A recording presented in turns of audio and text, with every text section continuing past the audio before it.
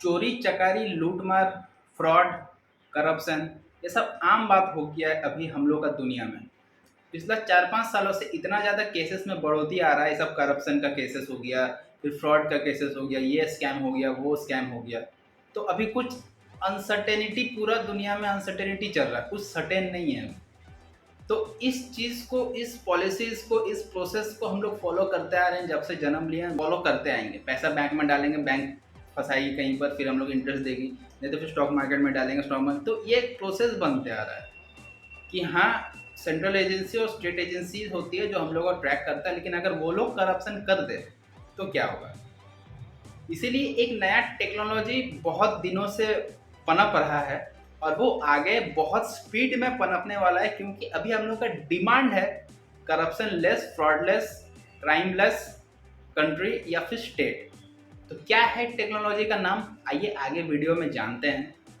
कब उद्घाटन हुआ इस टेक्नोलॉजी का, कैसे आया मार्केट में, और क्या आगे फ़ायदा करने वाला है या फिर नुकसान करने वाला है, पूरा एनालिसिस करेंगे इस वीडियो में, मेरे साथ बने रहिएगा। जो टेक्नोलॉजी के बारे में हम लोग बात करने वाले हैं, ये टेक्नोलॉजी 4-5 सालों में बहुत ज़्यादा हाइप में है, न्यूज़ में आ रहा है, आर्टिकल्स में आ रहा है। तो इस टेक्नोलॉजी का नाम है ब्लॉकचेन टेक्नोलॉजी। तो ये ब्लॉकचेन टेक्नोलॉजी आया कहाँ से? 1991 में स्टुअर्ट और स्कॉट, दो रिसर्चर थे जो पढ़ाई कर रहे थे। तो उनको लगा कि हम लोग डॉक्यूमेंट को सिक्योर करने के लिए, सेफ रखने के लिए एक टेक्नोलॉजी बनाते हैं जिसका नाम होगा ब्लॉकचेन टेक्नोलॉजी। तो ब्लॉकचेन टेक्नोलॉजी का नाम से ही हम लोग को समझ में आ रहा है कि ये एक ऐसा टेक्नोलॉजी है जो कि पूरा चेन को ब्लॉक कर देता है। अब किस चीज़ का चेन क्या ब्लॉक करता है? तो जैसे कि वो लोग बनाया था डॉक्यूमेंट को लेकर, तो उस टाइम क्या हुआ था, वो लोग डॉक्यूमेंट को प्रोटेक्ट किया था। मतलब अगर मैं डॉक्यूमेंट, यूनिवर्सिटी को मेरे को असाइनमेंट सबमिट करना हो या फिर मेरे को कोई प्रोजेक्ट मिला है कॉलेज से, स्कूल से, यूनिवर्सिटी से, तो मैं वो प्रोजेक्ट करूँगा, करके मैं उसको ब्लॉकचेन में अपलोड कर दूंगा। ब्लॉकचेन में जैसे मैं अपलोड करता हूँ तो उसके पास इतना अधिकार आ जाता है कि इस फाइल को कोई भी चेंज या एडिट नहीं कर सकता है आगे, जब तक वो एंड यूज़र तक नहीं पहुँचे। अब वो एंड यूज़र भी उसको चेंज या कलेक्ट नहीं कर सकता है जब तक फर्स्ट यूज़र का परमिशन नहीं हो। अगर आपका दिमाग में खिचड़ी पक रहा है, अगर आप समझ नहीं पा रहे हो, तो आप मेरे साथ बने रहिए, मैं इसको और सिंप्लीफाइड करके आपको बताने का कोशिश करूँगा। तो ये तो हो गया ब्लॉकचेन आने का, टेक्नोलॉजी आया 1991 में। लेकिन ये हकीकत में रियल लाइफ में इम्प्लीमेंट कब हुआ? रियल लाइफ में इम्प्लीमेंट हुआ 2008 का जो क्राइसिस आया था स्टॉक मार्केट में, जहाँ पर सारा स्टॉक प्राइस डाउन हो गया था, रिसेशन आ गया था मार्केट में, पता नहीं चल रहा था क्या करे क्या नहीं करे। क्यों हो गया था? क्योंकि ये एक गवर्नमेंट का फेलियर के वजह से हुआ था, यूएस गवर्नमेंट का फेलियर के वजह से। तो क्यों फेल हुआ था? क्योंकि हम लोग एक एजेंसी के ऊपर डिपेंड करते हैं, या तो सेंट्रल या तो स्टेट। अगर ये लोग कुछ घपला कर दे तो हम लोग और किसी के पास जा नहीं सकते, हम लोग कुछ कर नहीं सकते। 2008 का रिसेशन में हम लोग ब्लेम किसको कर सकते हैं? हम लोग ब्लेम कर सकते हैं गवर्नमेंट को, क्योंकि मेरे और आपके बीच में एक गवर्नमेंट ही था जो कि फेल हो गया, वजह से हम और आप फेल हो गए। तो इस टाइप का सिचुएशन आगे नहीं आए बोल के ही 2009 में सतोशी नाकामोटो एक कॉइन लाया जिसका नाम है बिटकॉइन। अब ये बिटकॉइन चलता है क्रिप्टो करेंसी के ऊपर। क्रिप्टो करेंसी रन किस पे करता है? ब्लॉकचेन के ऊपर। तो उसके लिए आइए समझते हैं ब्लॉकचेन काम कैसे करता है, उसका तरीका क्या है, उसका प्रोसेस क्या है। ब्लॉकचेन को मेरे को अप्रूव करना पड़ेगा, आपको अप्रूव करना पड़ेगा, तीसरा व्यक्ति को अप्रूव करना पड़ेगा, चौथा व्यक्ति को अप्रूव करना पड़ेगा, जब तक मैं as a first user last user तक नहीं पहुंच जाता है। ये एक चेन से कनेक्ट होता है। मान लीजिए मेरे को $1,00,000 स्विट्ज़रलैंड भेजना हुआ, लेकिन उसके पहले मेरे को वो पैसा दुबई भेजना है, दुबई से फिर वो जाएगा कहीं और, फिर वो जाएगा स्विट्ज़रलैंड। तो अब ये 3 जगह पे पहले पहुंचने के बाद वो चौथा जगह जाएगा स्विट्ज़रलैंड। तो अब मैं यहाँ से उसको प्रोसेस कर दिया, उस पैसे को मैं यहाँ से प्रोसेस कर दिया। टू फ्रॉम वेयर बोल के एक सेक्शन रहता है एक ब्लॉक में। उसके बाद रहता है हैश। हैश का मतलब होता है उस पर्टिकुलर ब्लॉक का एड्रेस। उस पर्टिकुलर मेरे भेजने के बाद ही वो एड्रेस अपडेट हो गया वहाँ पे। अब रहता है प्रीवियस ब्लॉक का एड्रेस। अगर मेरे से प्रीवियस में मैं वो पैसा कहीं से आ रहा है तो उसका एक एड्रेस रहेगा, वो एड्रेस भी यहाँ पर अटैच रहेगा। मतलब मेरे ब्लॉक भेजने के बाद उस ब्लॉक का प्रीवियस एड्रेस हो गया मेरा ब्लॉक। तो ये 3 चीज़ रहता है। एक है टू फ्रॉम वेयर, मतलब एक पर्टिकुलर का हिस्ट्री। उसके बाद रहता है हैश, उसके बाद रहता है प्रीवियस हैश। ये 3 चीज़ रहता है एक ब्लॉक में। अब ये ब्लॉक कनेक्ट कैसे होता है, मान लीजिए यहाँ से दुबई जाएगा, तो दुबई जाएगा कैसे, तो एक नॉड के ज़रिए जाएगा। उस नॉड को हम लोग बोलते हैं कंप्यूटर या फिर अ ग्रुप ऑफ कंप्यूटर। तो ग्रुप ऑफ कंप्यूटर के जैसे ही दुबई गया, फिर वहाँ से एक नॉड कनेक्ट होगा, फिर वहीं पर टू फ्रॉम कहाँ से आया वो जाएगा, हैश जाएगा, प्रीवियस हैश जाएगा। वो हर एक ब्लॉक में वो चेंज होते होते होते होते एंड यूज़र तक जाएगा, फिर स्विट्ज़रलैंड में जाके वो पैसा ट्रांसफ़र हो जाएगा। ये तरीका इसीलिए आया ताकि बीच में कोई गवर्नमेंट ना रहे या फिर कोई सेंट्रलाइज सिस्टम ना रहे जो कि हर एक चीज़ को ट्रैक करे और वहाँ पर एडिट कर सके या आइडेंटिफाई कर सके या फिर कुछ चेंज कर सके। मान लीजिए हम $1,00,000 भेज तो दिए, अब बीच में हो भी सकता था कि वो $1,00,000 के जगह $98,000 के आसपास स्विट्ज़रलैंड पहुँचे। $2,000 मेरा ट्रांजैक्शन चार्जेस प्रोसेसिंग में ही कट गया। तो ये मिडिल मैन जब रहता है तो फिर ये चार्जेस आता है, नहीं तो फिर कोई चार्जेस नहीं आता है। मिनिमम से मिनिमम चार्जेस होता है एक ब्लॉकचेन ट्रांसफ़र होने के कारण। तो अब इतना दिन था ब्लॉकचेन को हम लोग जानने का प्रोसेस था। अब 2009 में सतोशी नाकामोटो, ये एक आदमी है कि ग्रुप ऑफ पीपल है कि एक पूरा ऑर्गेनाइजेशन है, ये किसी को अभी तक कुछ नहीं पता है, कोई अभी तक ट्रैक नहीं कर पाया है। उसका लाने का मकसद ही यही हुआ, मान लीजिए आरबीआई लॉन्च तो हो गई, लेकिन आरबीआई को हम लोग से कनेक्ट करने के लिए पैसा चाहिए। तो वही ब्लॉकचेन को हम लोग से कनेक्ट करने के लिए क्रिप्टो करेंसीज चाहिए जो कि ब्लॉकचेन बेस्ड टेक्नोलॉजी पर चलता हो। इसीलिए बिटकॉइन, इथेरियम इतना फेमस है। बिटकॉइन तो अपना एक कॉइन हो गया जो कि पहला डेवलप हो गया था। इथेरियम उससे भी फास्ट चलने वाला एक प्रोसेस है जहाँ जिस प्रोसेस को यूज़ करके हम लोग और भी बहुत सारा कॉइन बना सकते हैं। फिर बाद में आया डिसेंट्रलैंड आया, यूनिकॉइन आया, डॉज कॉइन आया, शिबा इनू आया। ये सब एक मेमे कॉइन्स है जो कि धीरे धीरे मजाक में निकला था, लेकिन उसका वैल्यू बढ़ रहा है। लेकिन मार्केट में 66 से 72% शेयर अभी भी बिटकॉइन पकड़ के रखा हुआ है। तो ये से पूरा काम करता है एक ब्लॉकचेन टेक्नोलॉजी। तो ब्लॉकचेन टेक्नोलॉजी काम कैसे करता है वो तो पता चल गया। अगर आपको अभी भी समझ में नहीं आया तो आप वीडियो एक बार और पहले से अभी तक देखिए। इसके बाद आता है बेनिफिट्स कि हम लोग ब्लॉकचेन टेक्नोलॉजी को क्यों यूज़ करें, इससे फ़ायदा क्या है। यहाँ से आपको कुछ आइडिया लग जाएगा कि हाँ ये काम कैसे करता है, क्योंकि जहाँ पर आदमी का इंटरेस्ट फैक्टर होता है वहीं पर आदमी का समझ होता है। तो पहला जो बेनिफिट है, एक डिसेंट्रलाइज सिस्टम है।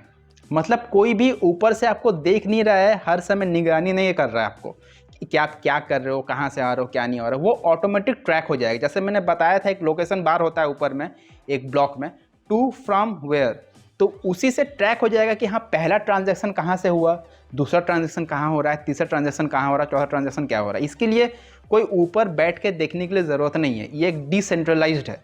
नंबर 2, कोई भी ब्लॉक को यहाँ से वहाँ भेजने के लिए उसका अप्रूवल चाहिए।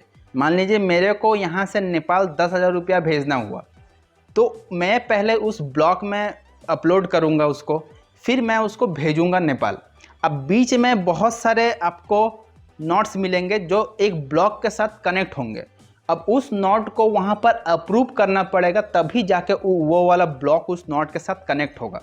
अगर मैं अप्रूव नहीं करता हूँ, बीच में मेरे से और नेपाल के बीच में मान लीजिए 5 नोड है, अगर 5 नोड में से 3 अप्रूव कर देता है और 2 अप्रूव नहीं करता है तो वो नेपाल चल जाएगा। लेकिन अगर 2 अप्रूव नहीं करता है कि नहीं ये ट्रांजैक्शन में कुछ एरर है, नहीं हो पाएगा। मेरा एड्रेस जो हैश रहता है वो हैश इसका प्रीवियस हैश बन गया, तीसरा आदमी का जो हैश रहता है वो उसका प्रीवियस हैश बन गया। तो मैं यहाँ से वो डॉक्यूमेंट अपलोड तो कर दिया, लेकिन तीसरा व्यक्ति उसको अगर नहीं अपलोड करता है तो वो हैश आगे जाके एरर मिल जाता है, क्योंकि प्रीवियस हैश का फिर कोड नहीं मिलता है आगे। तो वहाँ पर जाके ट्रांजैक्शन का डिफ़ॉल्ट हो जाता है और मेजॉरिटी के हिसाब से वहाँ पर वो ट्रांजैक्शन पास नहीं होता है। इसीलिए ये सबसे बड़ा बेनिफिशियल पॉइंट है कि हम लोग को अगर कुछ भी एडिट करना पड़े, कुछ भी चेंज करना पड़े एक डॉक्यूमेंट में, फाइनेंशियल ट्रांजैक्शन में, तो हम लोग को हर एक नोड्स का अप्रूवल चाहिए। मतलब हम लोग क्लियरली समझ सकते हैं कि ये पहला जो बेनिफिट बताया था डिसेंट्रलाइज सिस्टम, कि इसका एक परफेक्ट एग्जांपल है डिसेंट्रलाइज सिस्टम होता कैसे है। नंबर 3, ट्रांसपेरेंसी मेन चीज़ है एक ब्लॉकचेन टेक्नोलॉजी के लिए। बहुत सारा इंडस्ट्री में ब्लॉकचेन टेक्नोलॉजी धीरे धीरे यूज़ होने को रेडी है। पहला सेक्टर है हेल्थ केयर सेक्टर। एक डॉक्टर और पेशेंट के बीच में बहुत सारा कॉन्फिडेंशियल डॉक्यूमेंट या बातचीत होता है। उस डॉक्यूमेंट को अगर हम लोग ब्लॉकचेन में अपलोड कर देते हैं, जो कि अभी यूज़ हो रहा है हाल फिलहाल में बहुत सारे देशों के हॉस्पिटल्स में, तो अगर हम लोग उस पेशेंट का डॉक्यूमेंट को ब्लॉकचेन में अपलोड कर देते हैं तो आने वाले 10 साल बाद या 15 साल बाद हम लोग उस डॉक्यूमेंट को अनऑल्टर्ड, बिना एडिट किए हुए, बिना कुछ चेंजेस किए हुए हम लोग फिर से उसको रिट्रीव करके उस पेशेंट को फिर से हम लोग ट्रीट कर सकते हैं। तो ये एक सबसे बड़ा है, क्योंकि बीच में मिडिल मैन कोई नहीं है कि यहाँ पर स्टोर करो, फाइल के ऊपर फाइल लाओ, फिर जाके निकालो 10 साल का पेजेस देखो कहाँ है क्या नहीं है। ये सबसे नहीं होने वाला है। अभी ब्लॉकचेन टेक्नोलॉजी आ गया है, तो आप वहाँ पर डॉक्यूमेंट अभी अपलोड कर दिया जा रहा है पेशेंट का, पेशेंट भी वहाँ पर ट्रेस कर पा रहा है उस एड्रेस की वजह से। एक की रहता है, उस की को बहुत संभाल कर रखना पड़ता है। एक ब्लॉक के लिए, पर्टिकुलर ब्लॉक के लिए पर्टिकुलर की होता है। डॉक्टर के पास भी उस कीज रहेगा, पेशेंट के पास भी वो की रहेगा। दोनों की से वो चीज़ को एक्सेस कर सकता है। 10 साल बाद हुआ, 15 साल बाद हुआ, 1 साल बाद हुआ, बिना कुछ चेंजेस किए हुए। क्योंकि अगर डॉक्टर चेंजेस करना चाहे तो पेशेंट को अप्रूव करना पड़ेगा, अगर पेशेंट चेंजेस करना चाहे तो डॉक्टर को अप्रूव करना पड़ेगा। इसीलिए ये सिस्टम बहुत फ़ायदेमंद है। रिटेल सेक्टर हो गया है। रिटेल सेक्टर में जैसे इसको यूज़ किया जाता है वेंडर मैनेजमेंट में। वेंडर मैनेजमेंट में इसको ऐसे यूज़ किया जाता है कि वेंडर मानो माल पहुंचा दिया, लेकिन अगर कुछ माल ख़राब हुआ तो हम लोग उसको ट्रैक कैसे करेंगे? उसके लिए ब्लॉकचेन है। अगर वेंडर का डॉक्यूमेंट ब्लॉकचेन में डॉक्यूमेंटेड हो गया तो हम लोग उसको पता करा सकते हैं कि हाँ ये वेंडर कहाँ से आया है, कौन है, इसका एड्रेस क्या है, फिर हम लोग उसको जाकर पकड़ सकते हैं। रिटेल सेक्शन में एक और एडवांटेज है इसका। क्या एडवांटेज है? एडवांटेज ये है कि हम लोग वेंडर मैनेजमेंट को और भी ईजी बना सकते हैं। हम लोग कुछ कंडीशंस दे सकते हैं एक कंपनी का और एक वेंडर को लेके, कि अगर वेंडर का इस क्राइटेरिया मैच हो गया और कंपनी का इस क्राइटेरिया, दोनों क्राइटेरिया अगर मैच हो गया तो पेमेंट ऑटोमेटिक वेंडर को पहुंच जाएगा। तो ये भी बहुत सारा जगह में यूज़ किया जा रहा है। अब चौथा आता है बैंकिंग सेक्टर। बैंकिंग सेक्टर में इसको एक रेवोल्यूशन के जैसा देखा जा रहा है, क्योंकि बिटकॉइन आने से हम लोग पैसा के ऊपर, डॉलर के ऊपर बहुत कम इन्वेस्ट कर रहे हैं। क्योंकि अभी रिसेंटली मार्केट गिरा है, नहीं तो 28 मार्च 2022 तक 680 बिलियन यूरोस का बिटकॉइन का अकेले का मार्केट था।